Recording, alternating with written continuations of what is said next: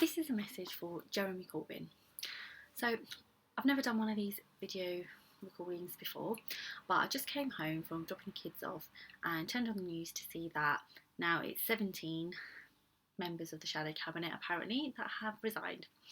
Made me really angry and just felt really compelled to say something and send you a message of support.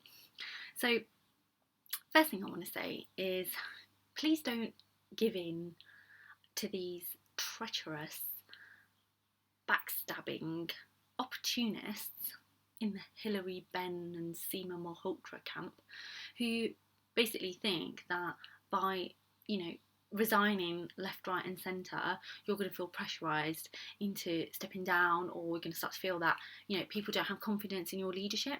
Well, it's just not true.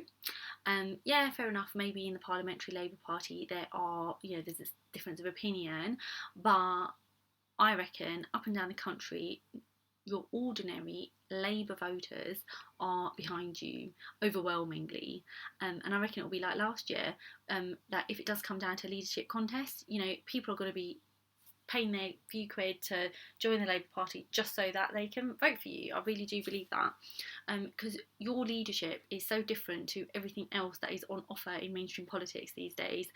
It's exactly what we need and it's what we want, and I'm really annoyed at all these deserters, because they're just the worst kind of people, because they're using the argument that they want the Labour Party to be electable, which is why they're saying that they've got no confidence in you as leader.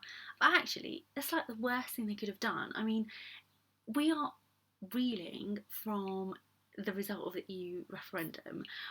The country is in shock, where nobody knows what's going on. It's like political turmoil, power vacuum.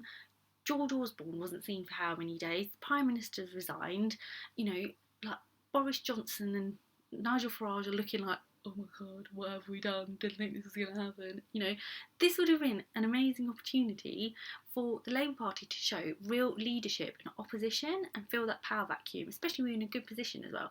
What have they done? They've just turned around, made this all about them, and created all this division, and now all on the headlines, that's what you're reading, instead of the real news, which should be the backlash of the result, like all the racist abuse that is all over social media, the number of attacks and abuse that ordinary people have been facing, now that this new type of racism is just suddenly being legitimised because of the result of the EU referendum, people basically being told to go back to where they came from.